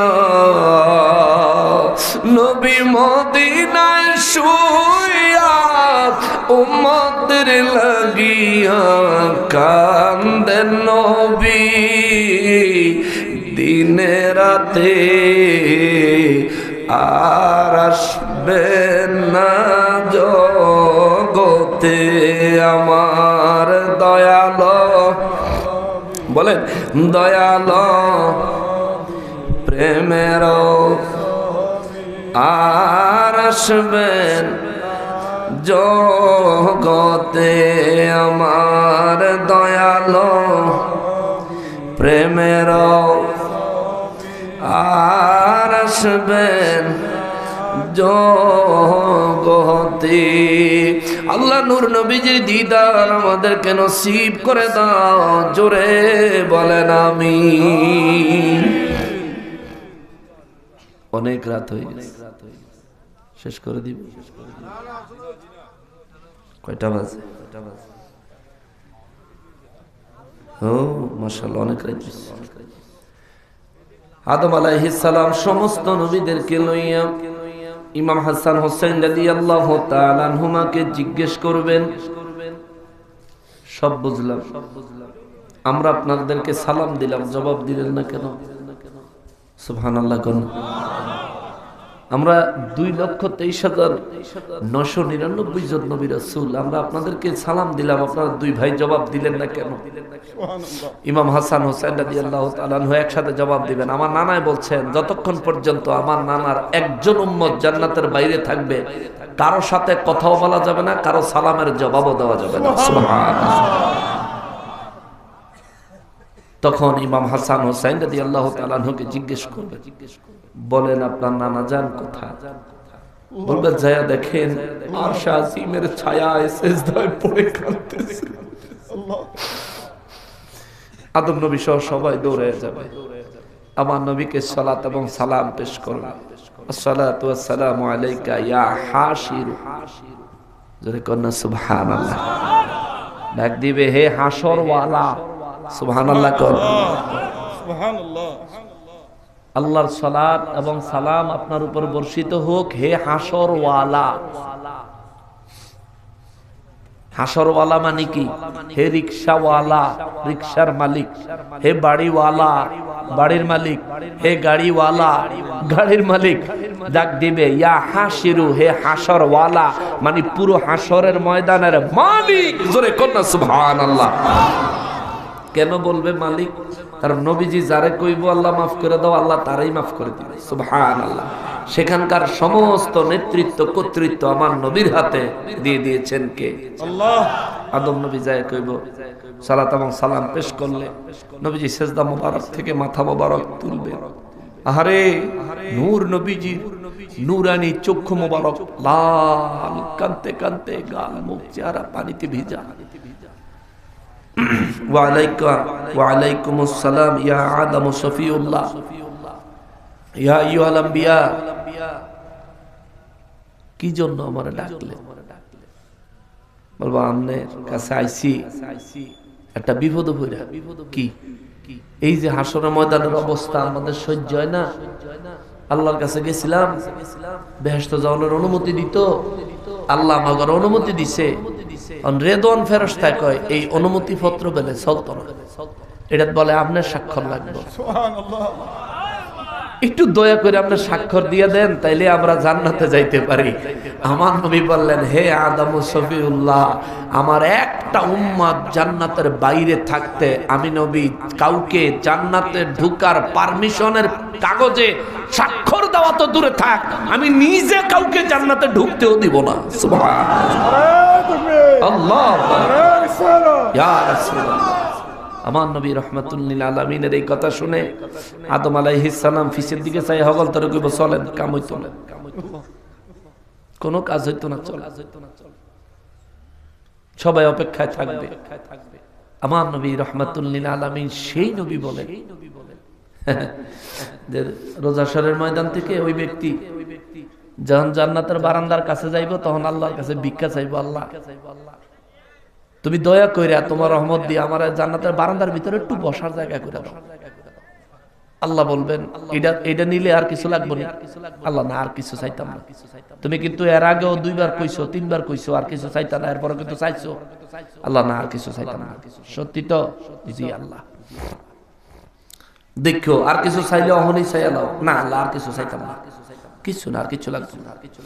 তখন আল্লাহ তাকে আল্লাহ ডাক দিবে, এরে দন ফেরেশতা তারে জান্নাতের ভিতরে ঢুকতে দাও, তারে বসার মতো একটু জায়গা দাও। জোরে কর না সুবহানাল্লাহ। জান্নাতের বারিন্দার ঢুকবো। বারিন্দা সুন্দর বেশি না বাড়ির ভিতরে সুন্দর বেশি? কথা কর না কা? বারিন্দার ঢুকে ওখানে তো ভিতরের সব দেখা যায়। দীর্ঘ বছর সেখানে অবস্থান করবে। এরপরে পরে শেষে গিয়া ওই ব্যক্তি আল্লাহর কাছে একটা সেজদা লাগায় কানবো আর কইব, মালিক তুমি তো আমারে জাহান্নামের উপর হওয়ার থেকে চিৎ করেছো, সেখান থেকে পুলসিরাতের গোড়ায় এনেছো, সেখান থেকে জান্নাতের গেটের সামনে এনেছো, তুমি তো আমার জান্নাতের বারান্দায় বসার মতো জায়গা দিছো। মালিক তোমার বিরুদ্ধে কেউ অভিযোগ করে নাই। সুবহানাল্লাহ। আল্লাহ তোমার বিরুদ্ধে কেউ অভিযোগ করে নাই, তুমি এত মানুষকে জান্নাত দিছো, আল্লাহ আমার মতো পাপীরে তুমি দয়া করে একটা জান্নাত দিতে পারো না? সুবহানাল্লাহ। আল্লাহ গো, তোমার ওই আখিরি নবী রাহমাতুল লিল আলামিন যার নামের উসিলায় তুমি আমাকে জান্নাতের গেটের থেকে জান্নাতের ভিতরে ঢোকার অনুমতি দিছো। সুবহানাল্লাহ। ওই ব্যক্তি জান্নাতের বাইরে থেকে কইব, ঠিক আছে আল্লাহ, আমার ফরিয়াদ 3 বার কবুল করে তুমি আমার এই পর্যন্ত আনছো, তো চতুর্থবারে আল্লাহ তোমার রহমানুর রহিম, গফুরুর রহিম সব নামের উসিলা দিয়া তো এই পর্যন্ত আইছি, তোমার হাবিবুল্লাহ রাহমাতুল লিল আলামিনের নামের উসিলা দিলাম, যেই নামের উসিলায় তুমি আদম নবীরে মাফ করে দিছিলা। সুবহানাল্লাহ। ওই নামের উসিলা আমার একটু জান্নাতের ভিতরে একটু বসার জায়গা দাও। আল্লাহ বলবেন যাও ঢুকো। জান্নাতের ভিতরে ঢুকা কি আল্লাহ যেই নবীর নামের উসিলায় তুমি আমারে জান্নাতের ভিতরে বসার জায়গা দিছো, ওই নবীর উসিলায়।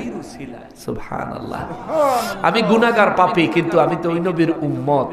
আল্লাহ ওই নবীর উসিলায় তুমি আমারে একেবারে সবচাইতে ছোট মোটো একটা জান্নাত হইলো দিয়া দাও। সুবহানাল্লাহ। আমার একটু ভিতরে ঢোকার সুযোগ দাও। আল্লাহ বলবেন, আল্লাহ রহমতের দরিয়ায় ঢেউ এসে যাবে। আল্লাহ ডাক দিয়া বলবো, বান্দারে এই মুহূর্তে আমি তোমাকে অভয় দিচ্ছি, বলো একবার বলো তোমার কি কি চাও? শুধু কি জান্নাত না আরো কিছু? কইব আল্লাহ শুধু জান্নাত তো অনেক বড় ব্যাপার, আবার আরো কিছু কইলে আবার রাগ হইয়া নিয়ে আনতে জাহান্নাম হালাই দেন। চাইতে চাইতে এই পর্যন্ত আইলাম, এখন যদি জান্নাত চাই আবার এটার লগে যদি আরো কিছু চাই, আমরা যদি আবার ঠেলাটা বেলায় বেদ দাও, তোমার খাইতে দিলে বইতে চাও, বইতে দিলে হইতে চাও। আচ্ছা না, আমাদের দেশে কিছু মানুষের এরকম অকৃতজ্ঞ কিছু মানুষ আছে, যে উপকার করে তারই থালা ফুডা করে। এমন অকৃতজ্ঞ মানুষ আসেনি? কিন্তু যে উপকার করছে তার কৃতজ্ঞতা স্বীকার করা উচিত। তো কইব আল্লাহ অন ডরাইব হেন যে আল্লাহ আপনি আবার এখানে বাইর করে দেন, আপনি যেন এটার ভিতরে ডুবাইছেন, আপনার বিরুদ্ধে অভিযোগ করেন না কেউ নাই, আমার মতো ব্যক্তিরে বাইর করে জাহান্নামে হালাই দিলেও তো আমার দেখেন না কেউ নাই, আপনার বিরুদ্ধে কই না কেউ নাই। আল্লাহ বলবেন আমি তোমার অভয় দিলাম, বলো তুমি যা চাইবা আমি তোমার তাই দিব। সুবহানাল্লাহ। জোরে বলেন না সুবহানাল্লাহ। রহমানুর রহিম রব্বুল আলামিন বলবেন, এ বান্দা বলো তুমি কি চাও, যা চাইবা তাই দিব, বলো। এখন এই বান্দা এক এক জিনিসপত্র চাইতে থাকবে। আল্লাহ রাব্বুল ইজ্জতের কাছে যেটাই চাইবে আল্লাহ বলবেন দিলাম, আল্লাহ এটা দেন দিলাম, আল্লাহ এটা দেন দিলাম, আল্লাহ এটা দেন দিলাম। আমার নবী হাদিসে মোবারকে বলে এই ব্যক্তি বলতে থাকবে আল্লাহ বলবেন দিলাম, আল্লাহ বলবেন দিলাম। এই ব্যক্তি চাইতে থাকবে আল্লাহ বলবেন দিলাম। চাইতে চাইতে রে একটা সময় গিয়া এই ব্যক্তির আর কিছু মনে আইতো না আল্লাহর কাছে চাওয়ার জন্য। মনে যা আসিল সব চাইয়া লাইছে। চাওয়ার পরে আমার আল্লাহ তারে দিয়া দিছে। আল্লাহ বলবে বান্দা আর কিছু চাসনি রে?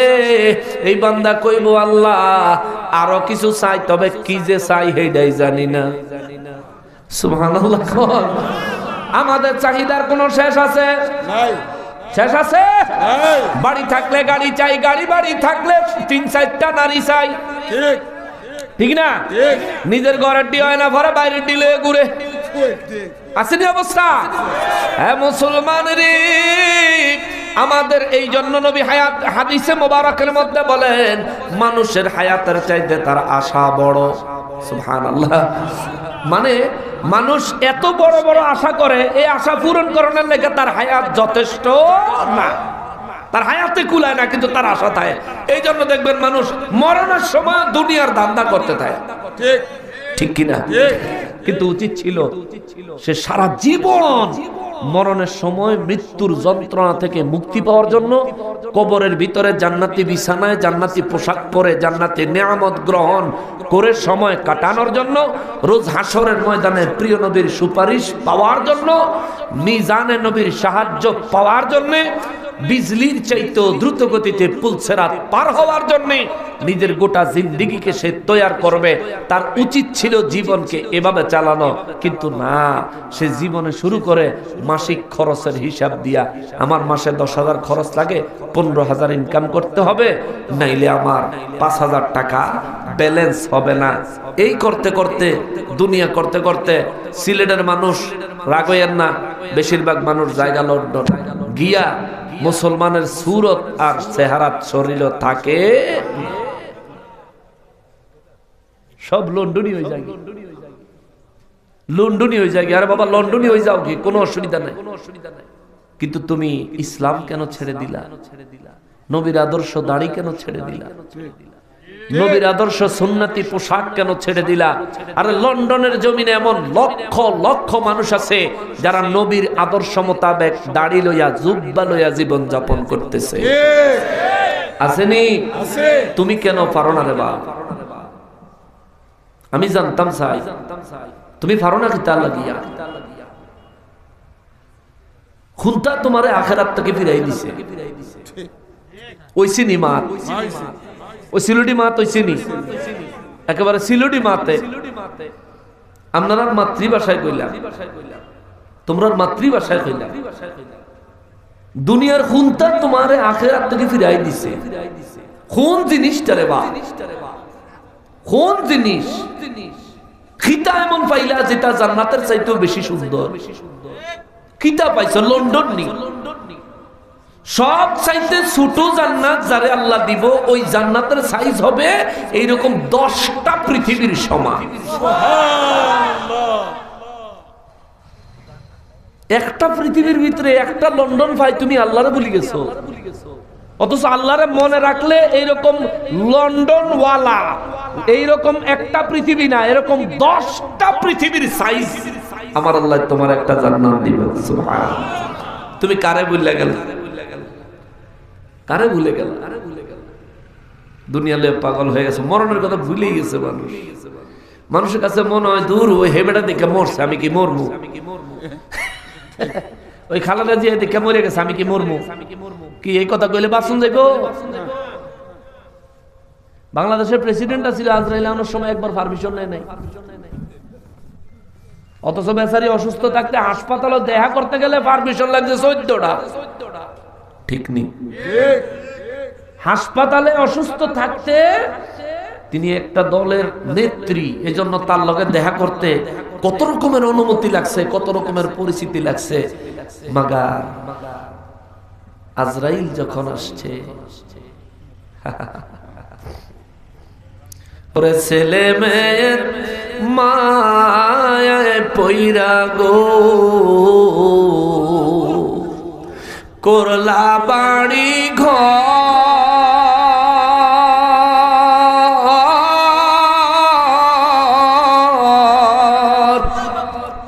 কোন দিন জানি আজরাইল ইশারে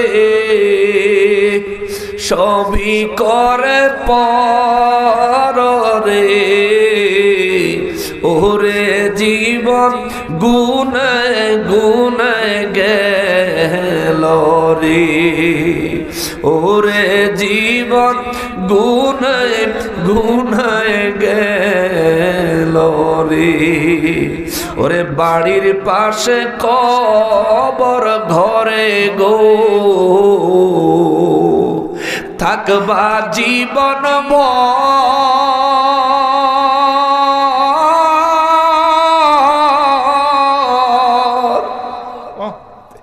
ওরে ভাই নাই তোর বান্ধব নাই রে কে লইব খবর রে ওরে জীবন গুনায় গুনায় গেল রে সংসার সংসার কইরা ভবে গো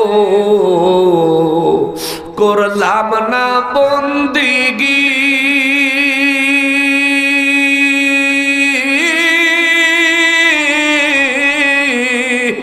ওরে কিভাবে কাটা আইবি মনরে কবরের জিন্দিগি রে ওরে জীবন গুনায় গুনায় গেল রে ওরে জীবন গুনায় গুনায় গেল রে এই জন্য আমার আল্লাহ সূরা আলে ইমরানের 185 নম্বর আয়াতে বলেন কুল্লু নাফসিন যায়িকাতুল মাউত প্রত্যেকটা নফস প্রত্যেকটা প্রাণকে মৃত্যুর স্বাদ গ্রহণ করা লাগবে ওরে আল্লাহ মানো না মউত মানাই লাগবে রাসূল মানো না মউত মানাই লাগবে আল্লাহ না মানলে দুনিয়ায় নাস্তিকের জিন্দেগি সম্ভব রাসূল না মানলে দুনিয়ায় কাফের কুফুরের জিন্দেগি সম্ভব কিন্তু যদি মউত না মানো মৃত্যু থেকে বাঁচার কোনো সম্ভাবনার পথ খোলা নাই কথা বলেন ঠিক কিনা আল্লাহ বলেন ওয়া ইন্নামা তুওয়াফাউনা উজুরাকুম ইয়াওমাল কিয়ামাহ আল্লাহু আকবার আল্লাহ বলেন নিশ্চয় নিশ্চয় আমি আল্লাহ আমার বান্দাদেরকে কিয়ামতের দিনে তারা তাদের এই জীবনে যত কাজ করছে সমস্ত কাজের প্রতিদান দিব সুবহানাল্লাহ আর আপনি যে গুনাহের কাজ করছেন এটারও প্রতিদান দিব কে আল্লাহ কে আল্লাহ কোথায় কিয়ামতের ময়দানে হেন যাওন লাগবো নি নাকি না গেলেও সারবো যখন দেখবেন অর্ধেক বিচার আরম্ভ হয়েছে থুই আইয়া বললে সারতো না বলে জায়গা গো কি বিপদ চলতে আছে গো এখন তুই ফিডাইয়া বাম্পার চুড়াই লাই গো থুই আইতে পারবেন সুযোগ নাই আল্লাহ কয় ওই জায়গা প্রত্যেকের কর্মফল আমি দিব এলা যা মন চায় করেন না মনে যা লয় করেন গুনার কাজ যত মন চায় করেন না অসুবিধা নাই ওয়া ইন্নামা তুওয়াফাউনা উজুরাকুম ইয়াউমাল কিয়ামা জীবনে যত কাজ করছেন সমস্ত কাজের পুরস্কার পুঙ্খানুপুঙ্খু বুঝাইয়া দিব কে আল্লাহ জোরে বলেন কে আল্লাহ নেক আমল করলে নিয়ামত দিব আর যদি গুনাহ কইরা যান তাহলে কিয়ামত আরম্ভ হইব কিয়ামত فمن زحزح عن النار وأدخل الجنة فقد فاز আল্লাহ বলেন সুতরাং ফামান যুহজিহা আনিন নার যে ব্যক্তিরে ওই দিন কিয়ামতের দিন জাহান্নাম থেকে দূরে রাখবো আমার আলোচনা শেষ কিন্তু আলোচনার মধ্যে খুতবার মধ্যে যে আয়াতে কারিমা তেলাওয়াত করেছি ওই আয়াতে কারিমার একটু যদি কথা বলতে না পারি তাহলে হক আদায় হবে না। আমি পুরো আলোচনাটা এখান থেকে শুরু করব চাইছিলাম, কিন্তু আল্লাহ কবুল করছে, এখানে আইনা শেষ করাইব। সুবহানাল্লাহ, সুবহানাল্লাহ কোন না? এইটা কি আমার ইচ্ছা আছে? আমার ইচ্ছা নাই বাবা। বিশ্বাস করেন, আপনারা যদি এই মাইকের সামনে দেই, আপনি 2-3 মিনিট কথা বলার পর আর কথা খুঁজে পাবেন না যে কি বলবেন। এই কোরআন হাদিসের বাইরে আমারও যদি দেন যে কোন একটা বিষয়ে কথা বলতাম, 2-4-5 মিনিট কথা বলার পরে আমি আর কথা বিছলাই পাইতাম না কথা বলা, কিন্তু প্রায় 2 ঘন্টা তো কথা বললাম। এটা আল্লাহর ইচ্ছাই হয়েছে। আল্লাহ বলেন ফামান যুহজিহা আনিন নার, সেই দিন আমি আল্লাহ যাকে জাহান্নাম থেকে দূরে রাখবো, ওয়া উদখিলাল জান্নাতা, আর যারে আমি আল্লাহ জাহান্নাম থেকে বাঁচাইয়া জান্নাতে প্রবেশ করাইবো, ফাকাদ ফাজ, আল্লাহ বলে নিশ্চয়ই ওই ব্যক্তি সফল। সুবহানাল্লাহ, জোরে কর সুবহানাল্লাহ। এবার আপনি আপনার জীবনের সমস্ত আমলের একটা ক্যালকুলেশন করেন। জীবনে যত আমল টামল করছেন, আপনার আমল দিয়া জাহান্নাম থেকে বাঁচা জান্নাতে যাওয়ার মতন রাস্তাটা ক্লিয়ার হইছে নি? একটু নিজে চিন্তা করেন। এখানে আলিম, এখানে আওয়াম, এখানে যারা আছেন সমাজের আলেম, সমাজের শিক্ষিত, সমাজের সাধারণ মানুষ, সমাজের একেবারে কম শিক্ষিত মানুষ যারা আছেন, প্রত্যেকে চিন্তা করেন আপনার জীবনের আমল জাহান্নাম থেকে বাঁচার জন্য যথেষ্ট কিনা। একটু চিন্তা করেন। আল্লাহ বলে ফাকাদ ফাজ, সে হবে সফল। ওয়ামাল হায়াতুদ দুনিয়া ইল্লা মাতাউল গুরুর। হে দুনিয়ার মানুষ, হায়াত নিয়ে তুমি গুনাহে লিপ্ত হচ্ছ, শোনো, তোমার হায়াত এই দুনিয়া, ওয়ামাল হায়াতিদ দুনিয়া, এই দুনিয়ার হায়াতটা হলো ইল্লা মাতাউল গুরুর, এটা ধোঁকাবাজি ছাড়া আর কিচ্ছু না। কে বললেন? আল্লাহ। বলেন কে বললেন? আল্লাহ। দুনিয়া বানাইছে কে? হায়াত বানাইছে কে? আমারে বানাইছে কে? আমার জন্য কোনটা উত্তম সবচেয়ে বেশি জানেন কে? আল্লাহ। তো যেই দুনিয়ারে আমি মূল্যায়ন করতেছি, যেই দুনিয়ার জন্য আমি আমার জীবনকে উৎসর্গ করে দিচ্ছি, সেই দুনিয়ারে আল্লাহ কয় ইল্লা মাতাউল গুরুর। এটা একটা ধোকার সামগ্রী। আর আমরা যদি আঞ্চলিক ভাষায় বলি তাহলে এটা একটা ফালতু জায়গা। এই জায়গা থেকে নিজেকে আখেরাতের জন্য সম্বল তৈরি করে কবরের দিকে রওনা দিতে হবে। আল্লাহ আমাদেরকে ঈমান এবং আমলের সহিত জিন্দেগি কবুল করুক। সবাই পড়ি আমিন। ওয়া মা তাওফীক ইল্লা বিল্লাহ। শুন আমরা নবীজিকে দাঁড়ায়া সালাম দেইয়া